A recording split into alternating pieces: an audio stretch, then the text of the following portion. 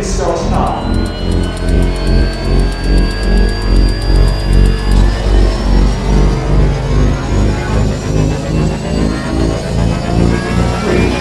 2, 1.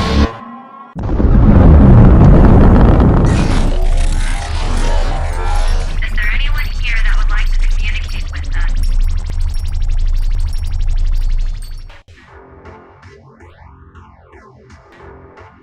Putting a dip in your hip, a glide in your stride.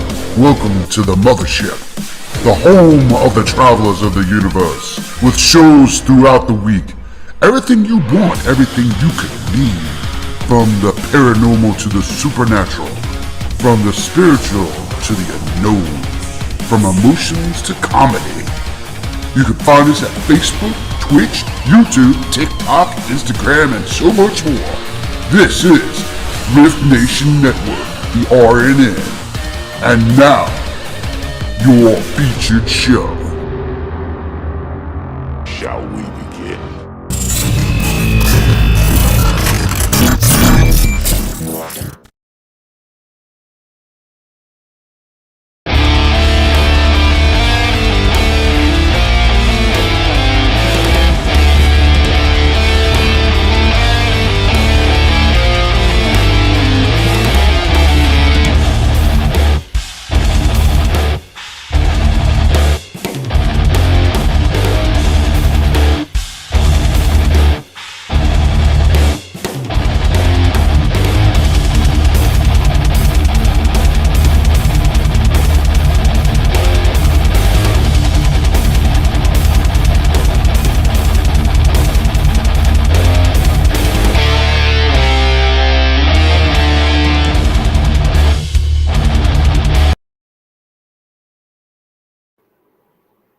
Welcome, everybody. Welcome to Mysteries Beyond the Scenes.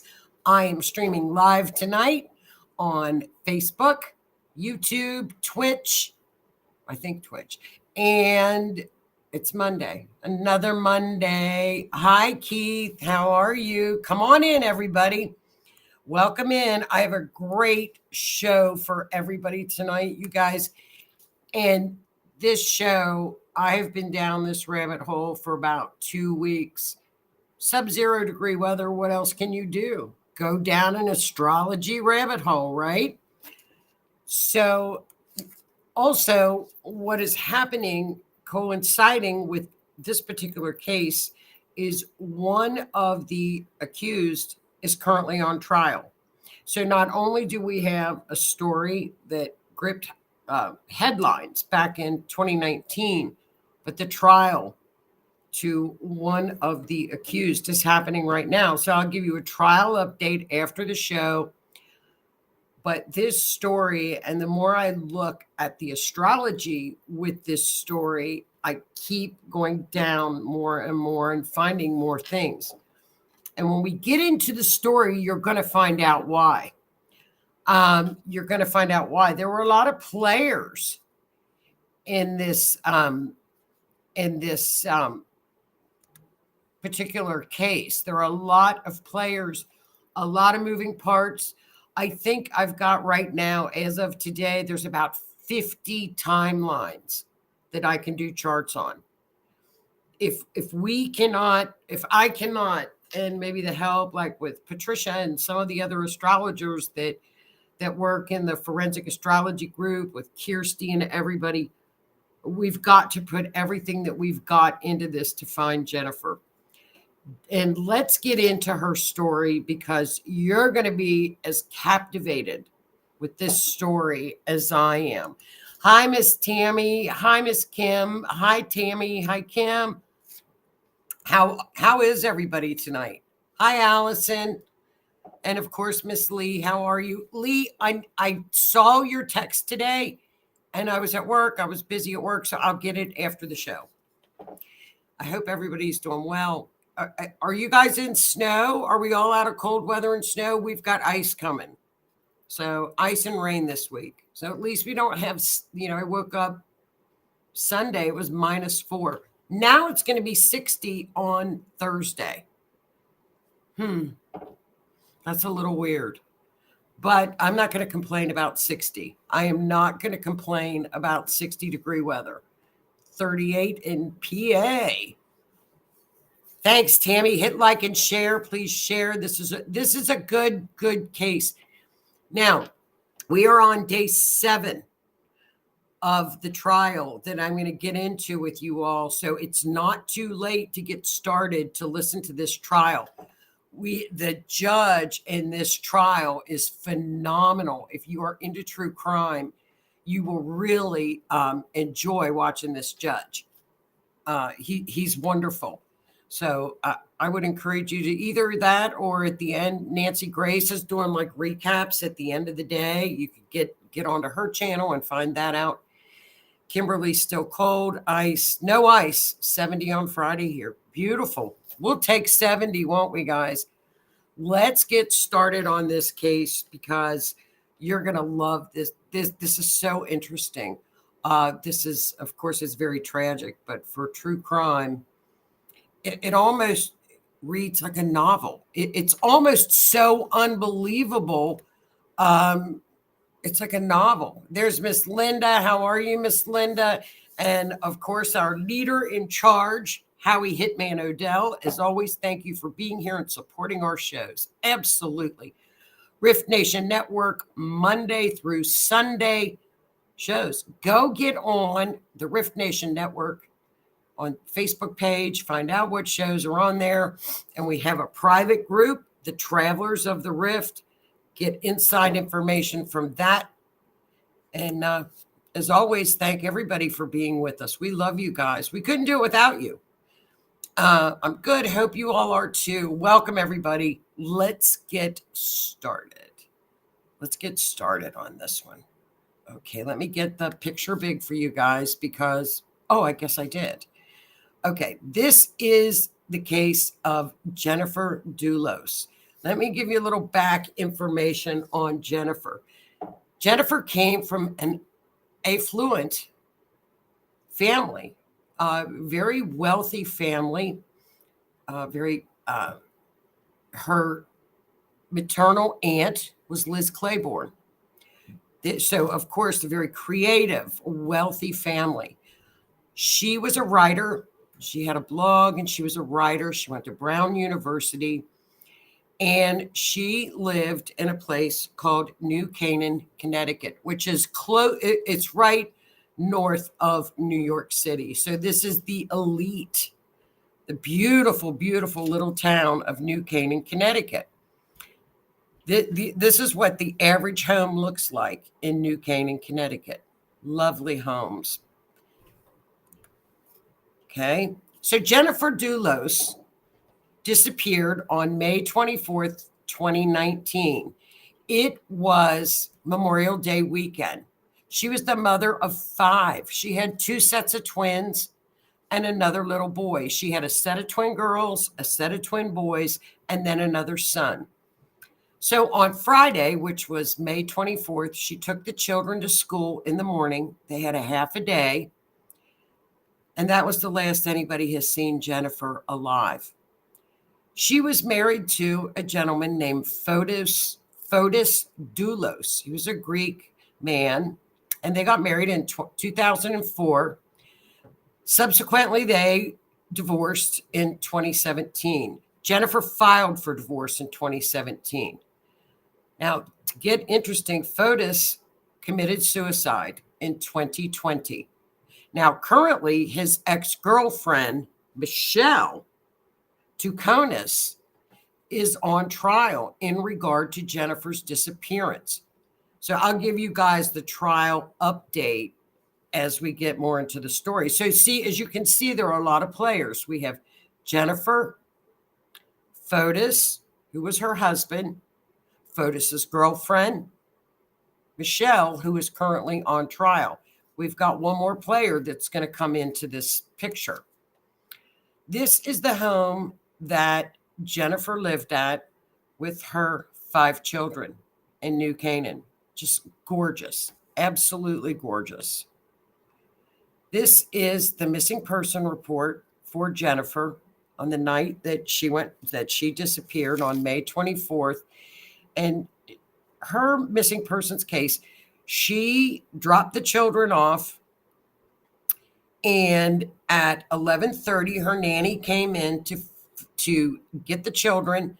They had orthodontist appointments in New York that afternoon. Jennifer also was going to meet them in New York. She had doctor's appointments. The nanny continued to text Jennifer in the morning of 5/24, and Jennifer was not answering. The nanny has testified at the trial already. She said she knew in her stomach something was wrong because Jennifer always answered her. And you're going to see what happened at that time. So let's see. Now, Jennifer did not show up for her scheduled appointments in New York. She dropped the children off and she returned home, and we have a camera footage of that at 8:05 a.m. She pulled into the garage. Now, it is assumed that she was attacked within the confines of the garage. According to the patterns of the blood that was found in the garage, the attack was there. And there was a huge cleanup effort that went on, that followed. You can actually see where the paper towel or the sponge swipes are actually in the concrete floor. Both of her vehicles were in the garage at that time, leaving the middle bin open. It was a 3-car garage. Now, at 10:25 a.m., her Suburban was seen on camera leaving her home. And at approximately 11 or 11:30, her nanny arrived to prepare the children to go to New York for the orthodontist appointments. Now, all text messages and phone calls to Jennifer from the nanny went unanswered. So the nanny knew something was up. She knew something was up. And what happened with that is she is the person that subsequently did call and report Jennifer missing at 7 p.m. that evening because Jennifer did not show up. So she took the children. Jennifer's mother had her home in Manhattan, and that's where she had the children, and they called the police. Now, this is from the trial. You can see some of the evidence alone that they found, the blood substances that they found. And in the trial, the DNA specialist has testified that, of course, they could never find Jennifer. She is still missing. So they used her electric toothbrush for the DNA testing. It was like 1,000,000,000 to 1 that it was her blood that was found all over. Now, Jennifer, the coroner, the medical examiner, did state that after he reviewed all of the evidence, the blood evidence, that she underwent an attack that she could not have lived through. It was either done with blunt trauma or a sharp object. They don't know because she's never been found. Now, this is what you'll see at the trial. This is what we're seeing. Now, this is a picture of the suspect driving the victim's vehicle out at 10:25 or so. So think about this for a minute. And I thought about this when the nanny was testifying this week. Think about this. What would have happened had the nanny come home while this attack or the cleanup was going on? It's just tragic. It's just skipped a. Now, at 7 p.m. that evening, Jennifer's car was found 3 miles from her home at a park. Blood was on the passenger side of her vehicle. So that's telling us she was attacked in the home. There are blood splatters in the garage everywhere. And in her car as well. So we've got a pretty bad. Okay. Now, caught on camera was this red Toyota pickup.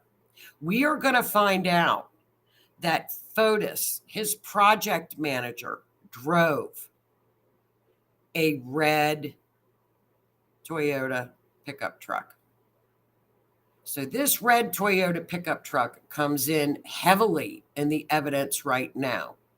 Now, notice in the back seat, in the back of the cab, there's a bike. This is also going to come back because they traced the bike back to Fotis. It was his bike. So, to get where, I'm going to show you all where Fotis lived. So, as you can see at 11:26, again, the red pickup truck is headed north. And Lee asks, did the nanny know the perp? Absolutely. Yes, she did. Alleged perp, who is now deceased. Now, fast forward a little bit. This is the evening that Jennifer went missing. Caught on video is Jennifer's ex and Michelle, his ex-girlfriend now, but girlfriend at the time. They went around in the city, and I'm going to show you where this is. It's approximately 80 miles north of Jennifer's home, and put garbage bags in different containers in 30 areas that evening. So this went on in the trial today as to what was found in the bags. So what did they find in the bags when they went back? And they did subsequently go and get a lot of the bags and the evidence. This is where the evidence came from. They found a T-shirt that they assumed that Jennifer was wearing. Her blood was on that. Undergarments, they were all cut up. There were paper towels. There were sponges, cleaning materials, all with Jennifer's blood on them and DNA. So it looks to me like Fotis is in a little bit of trouble. Now, we really don't have a lot of time to get into it today, but on that afternoon, Fotis had 2 vehicles and the red pickup truck. The red pickup truck, the project manager's truck. There was a lot of activity with these vehicles during the day. There's about 20 timestamps that I still have to investigate. But wait until you see what we've gotten so far. I'm really hyped about it. Okay, Fotis is on the left, and currently on trial, Michelle is on the right. They were both arrested in June. I believe it was June. Fairly quickly, they were arrested. Let me see. His bond was set at $6 million, which he posted. Troconis and another person I'm going to bring into the story, they had $2 million bond.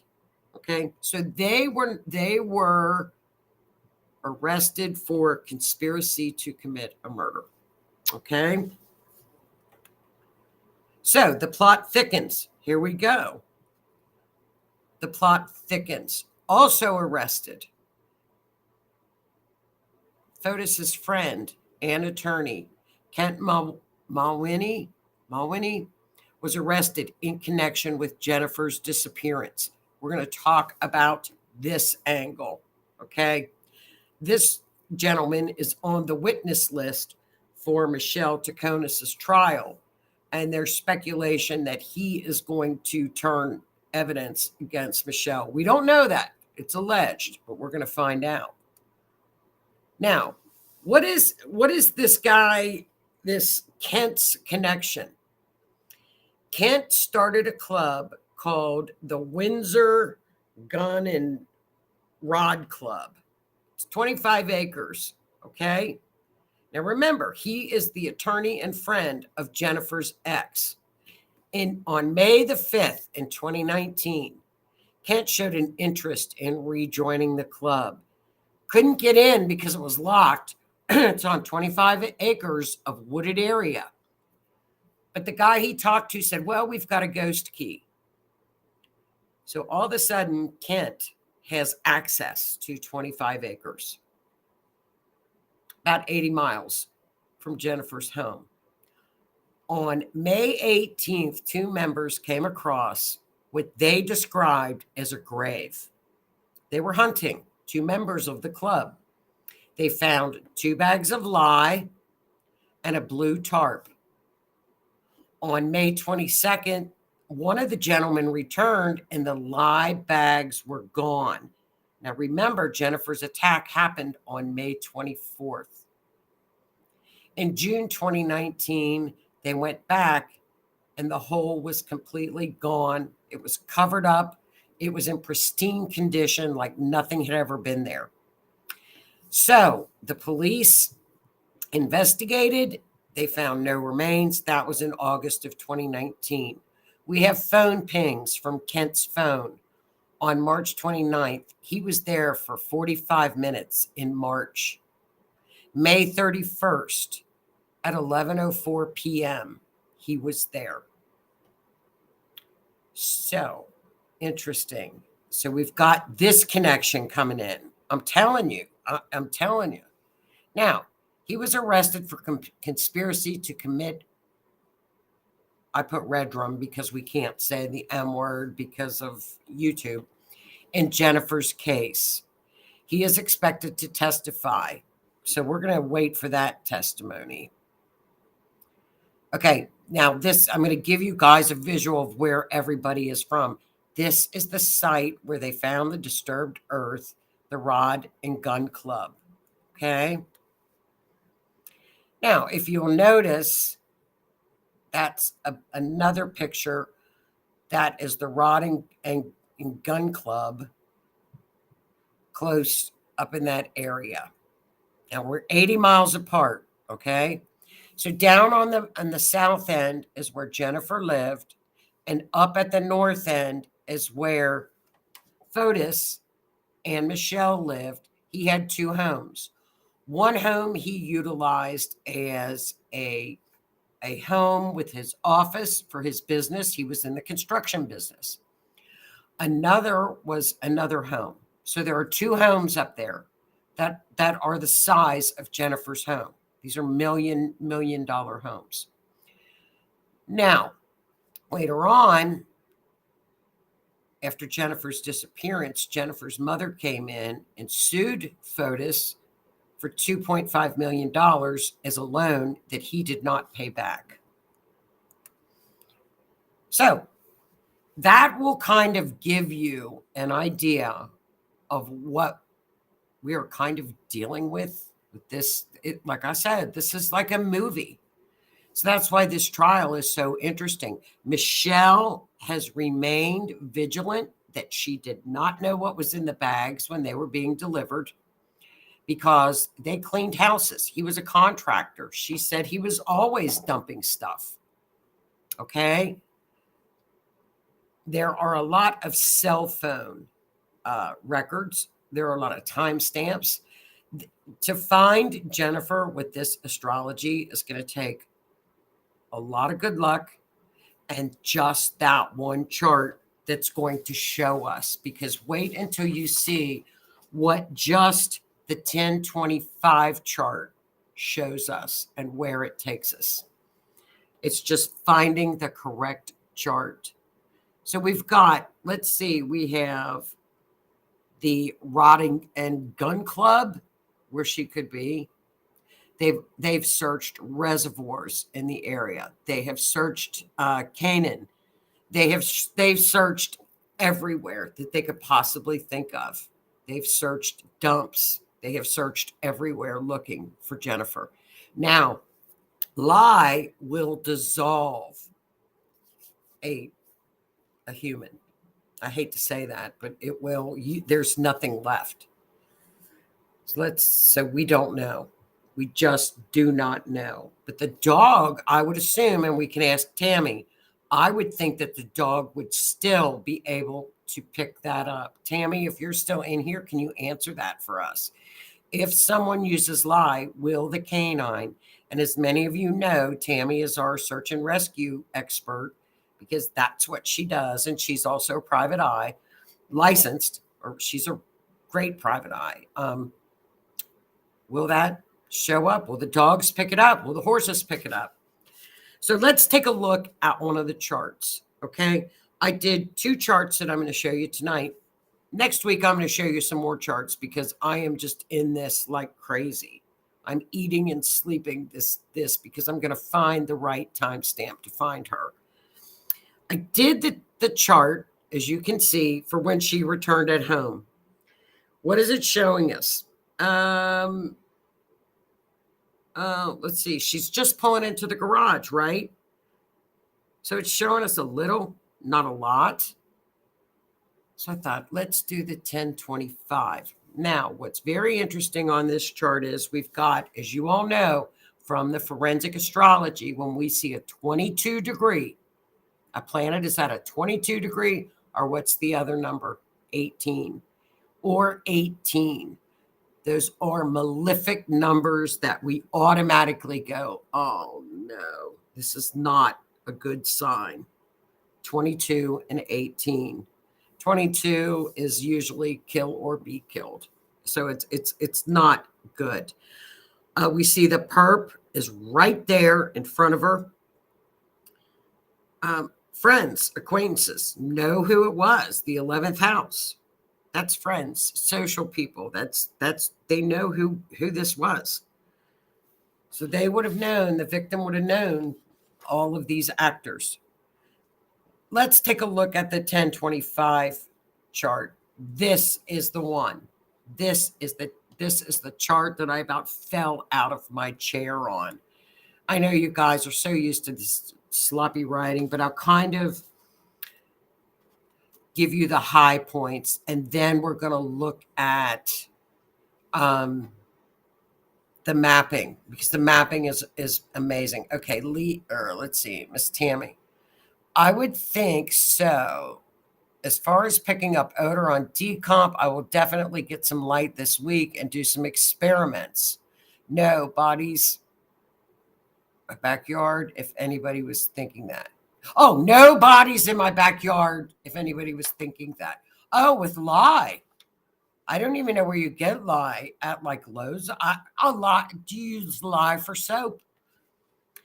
Okay, Lee, they typically will use that when the body is buried nearby a building. They don't use it if buried in the woods. Also, they know Ellie has to get a warrant. Lime. Oh, I'm lime. Lime. I'm thinking of lye. This was lye. Or lime. I don't know. Get some lime. Okay. Let's keep looking at the chart. What was interesting is we look for the degree on the ascendant and the descendant. Remember to give us the mileage. Fotis's house was at 80 Mountain Spring. 8 is one of our big numbers in this chart. Okay. This chart gives us about 80 miles away. It was 77 from where Jennifer's house was up to where that club is, up to where Fotis and Michelle lived, 77 miles. So I'm thinking, okay, we're hitting on the mileage. This chart is going to keep telling us the story. Remember, the chart tells us the story. The calculations of the math from the planets give us the mapping tools and the bearings. Okay. Donna says at Farm Supplies and such would sell it. And Linda says camping. And true, and poultry houses. I don't plan on buying any. I'll get it. I'll buy some. Okay, so this chart gives us 80 miles, okay? What's funny is in this chart, Jennifer is the sun. She is the ruler. In my book, it says, if the sun is in the 11th house, we can look to an ex-husband, and divorce is what is happening and pushing it.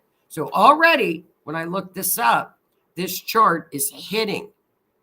We've got an airport nearby with Uranus. We've got a female that's involved some way. Now, of course, I'm not going to say That could be the nanny, not the nanny knows something, but the nanny who called in. It could be Michelle. We don't know the female. Okay. We also know that in the 6th house, in Capricorn, the body is in a low place where there are property lines. There are fences, restricted, Saturn, restriction. So it's going to be, she was around fencing. Wooded area, low to the ground, no water. There is no water. At least we know there's no water. We've got 2 people. We're definitely with Libra coming in strong on this chart. 2 people helped with this. Okay. We've got the videos. Airport, could be near a school or a church area. Okay. So 80 Mountain Spring. So I'm going to keep digging into the charts as to what happened, because this was an extremely violent, horrific attack on Jennifer. Let's see, what else does it say? Looking at my notes. Now, Fotis in January of 2020 is the one that committed suicide in the basement, the car, carbon monoxide. So Fotis is gone. Okay. Let's take a look at the mapping. Are you ready to be blown away by this mapping, girls and boys? And remember, you guys, at 8 o'clock tonight, we'll be on the Otter's Den to talk about the full moon that's coming up. We've got a big full moon coming up this week.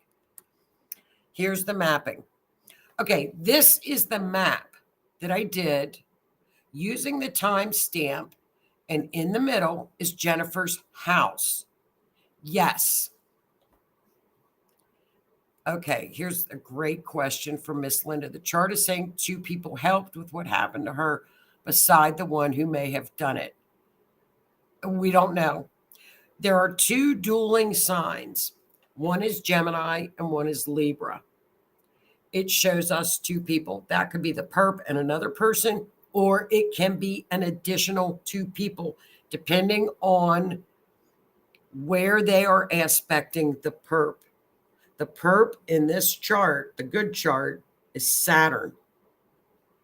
That would be, alleged Fotis who committed the attack.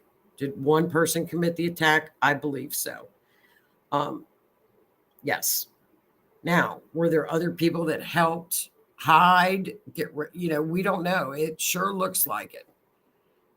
Now, this chart, I thought, where could this be? The middle is Jennifer's house. Okay, look at this, you guys. Boom. Right there, the line goes to the exact location where Jennifer's car was found. So I knew then, okay, the thing about it is when we go back and we have all this information, this is such a great learning tool for astrologists, because now we can actually look at what planet that was. It went exactly by the mileage to her car, because I used another chart with different mileage. That was 3 miles. So that was, I think, the 805 chart. So went exactly to the exact spot where her car was found, that little park. I knew then, I thought, I got to get up to his house. I felt like they feel that he went to the park in the red Toyota. He biked to her home, laid in wait until she pulled into the garage, and that's when he attacked her. He then put her in her car and drove her back to that park, and he put her into the red truck, the Toyota, and drove back north. There are some times where they can't account for him. Now, you have to remember, I'm giving you the Reader's Digest version. He left his cell phone up 80 miles north in his office to make it look like he was at the office. This was completely planned out. Okay. Completely planned out. Okay, so let's take a look at the 80-mile chart. The one that I said was 80 miles. Sure enough, from Jennifer's house, guess exactly where we go to. Now, the notes that I have, people were alleging that all of the cleanup, the bagging of the clothing, etc., was done at the 80 Mountain Springs home. Okay, look at this. Look at that. You see the two lines on the bottom? That's the 80 Springs home right there. So we've got a line that goes right at the home where they do believe that there was a cleanup effort. Now, like I said, there's about 50 timestamps of cell phones, of cameras that I'm going to go through, and I'm going to do charts for every one of those areas and find where this, I'm going to figure it out. It's going to take a while, but we're going to figure it out because the charts are hitting. It went right to his home. That was the 80 Mountain Spring home, is the two down on the bottom, as you can see. The bottom line is the one home. The top little red pin is his second home. Okay. Now look where the other line went. Oops. Oop. I skipped one. Okay. Up at the top. I guess I don't. Let me see if I have that one. Okay. Up at the very top where the circle goes around at the 80, that's the club. Okay. So we've got right there at the top where I circled it, that's the club. So we do have a line close to that club area. Guess what is right next to the club? There is an airport. It's the one that's close up to the top. That's the club. Uranus is in that house. Uranus is an airport. Anything in the air. Uranus is air. It could be a surprise attack. It could be, yeah.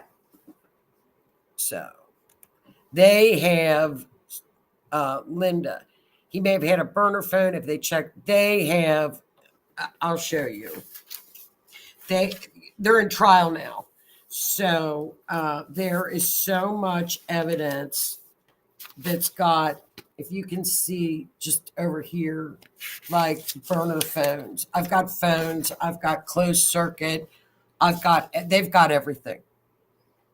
They've got all the phones trying to match it. But there are a lot of empty gaps. Like there's one time where there's an hour where there's an empty gap. And, that's why I'm watching the trial, to see if I can get new timestamps as well. Who knew him or the lawyer that had a small plane? I don't know. I don't know anything about a plane. Oh, that had a small, that's a good question. I don't know. Excuse me. Probably many people in that area because it's a very, very wealthy area with the plane. So that kind of sums up. Okay, here we go. Donna, someone needs to find out if there was any construction going on at that time at the airport. Yes, and here we go. Jennifer's ex had the construction company. He built these beautiful homes. So there was access to construction material. There was access to trucks. There was a lot of access. But I think it's putting the pieces together on where this could be. So it's a lot. Please look for cinder blocks. I mean, there's so much. And oh, that's so sweet. This is wild. Psychic medium. Carrie Lynn. Hi, Carrie Lynn. And that's another thing.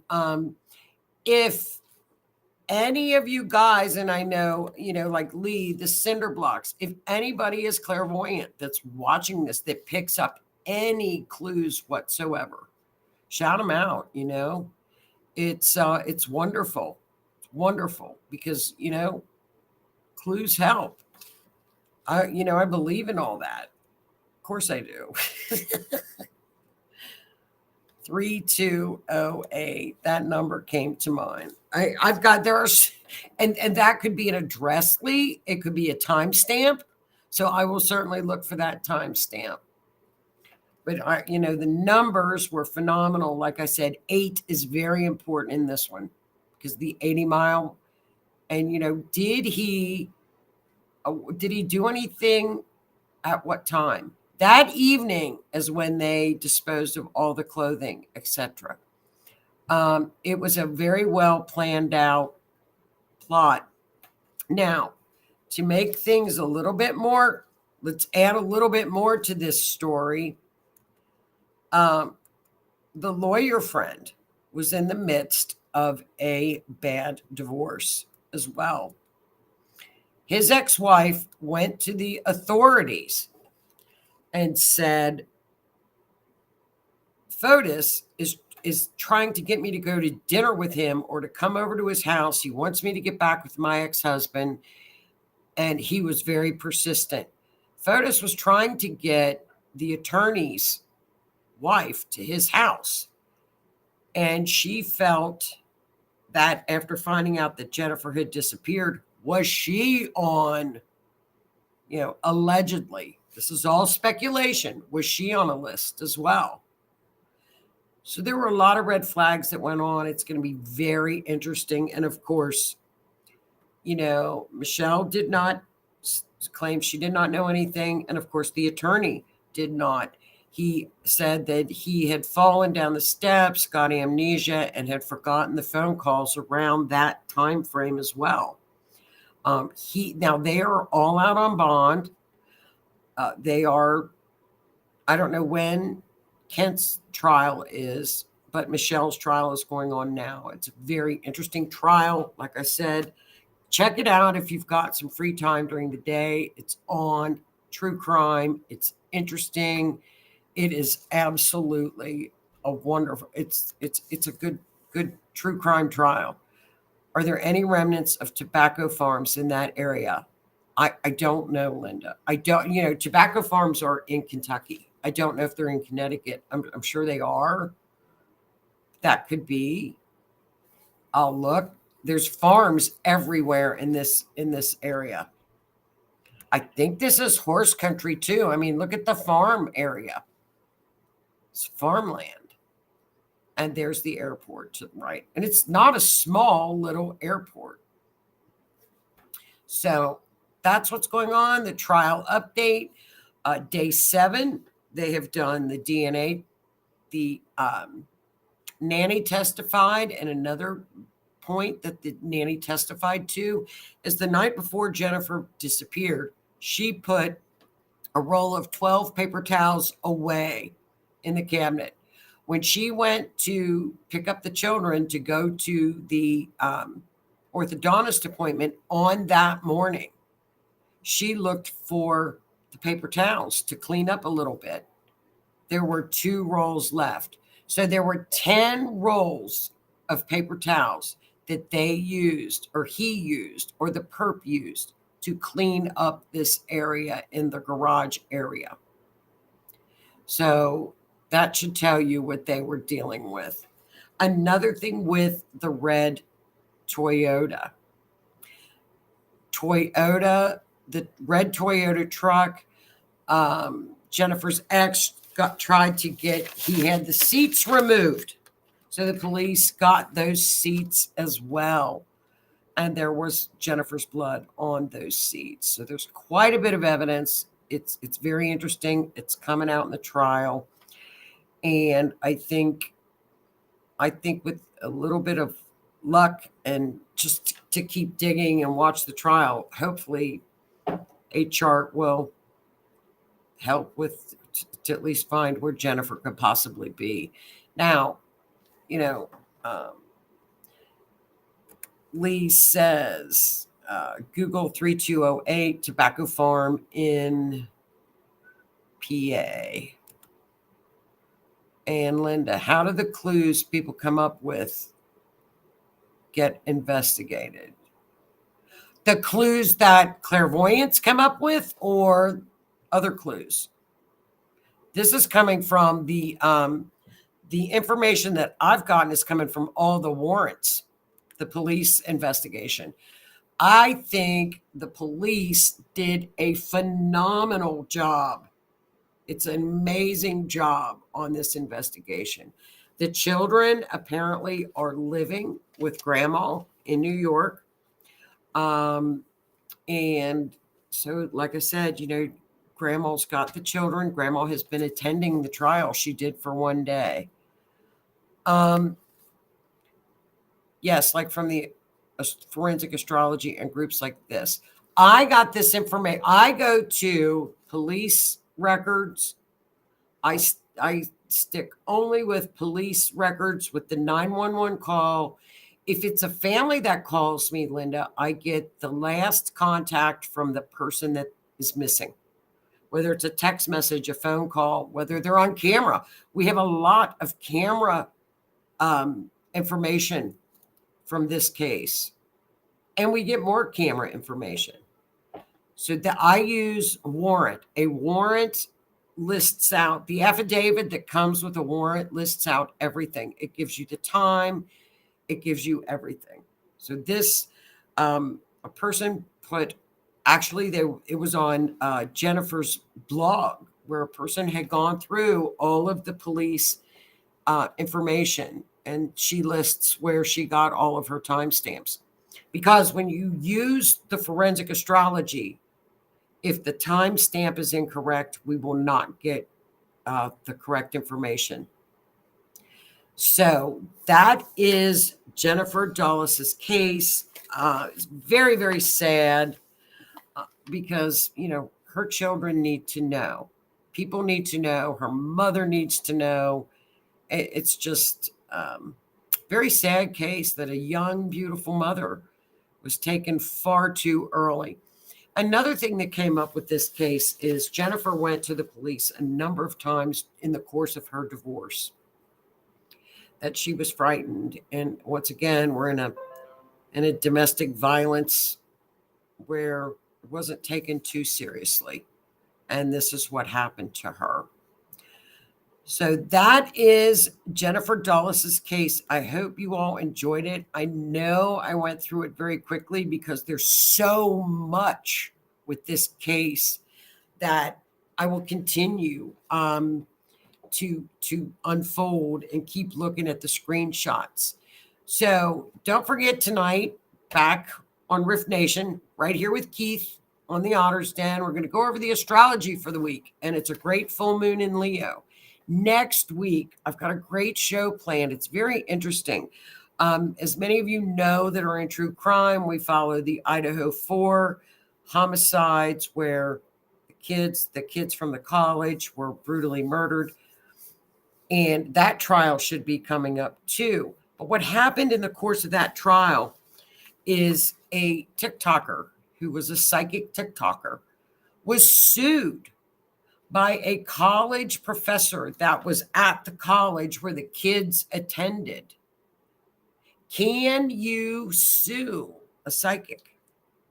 So it's the TikTok psychic case, and I'm going to go over that. It's a defamation case, of course, what the court said about it, and are there laws? And it's an interesting, because I've been researching it, laws in states that pertain to psychics. There are some states that you have to have a background check. That is very, very interesting. So we're going to check out that. I'll give you a trial update. I'll keep up with the trial. And if anybody gets anything else, let me know. And Lee says it's actually illegal in most states. I've got a lot of the information. The majority of the states just require you to get a license, and so it's interesting. But this is going to be a really interesting lawsuit, and it's moving forward. Of course, the TikTok psychic countersued, and the judge threw that out. She represented herself. It's called pro se. She represented herself. She didn't have an attorney. So we shall see. I'll have that next week and a trial update. And any more maps that I've got on Jennifer's case, I'll show them to you guys. But listen, stay warm, stay safe, have a great week. And don't forget to tune in at 8. We've got a great full moon coming up, and it's a pretty powerful one. And I divided it up by sign and rising sign. So give some information like Aries, Taurus, Cancer. So that's interesting. So tune back in and then tune back in again. And thanks so much for tuning in tonight, you guys. I appreciate it. Have a super week. I think that's it. Thanks so much for tuning in, everybody. And I will see you next Monday.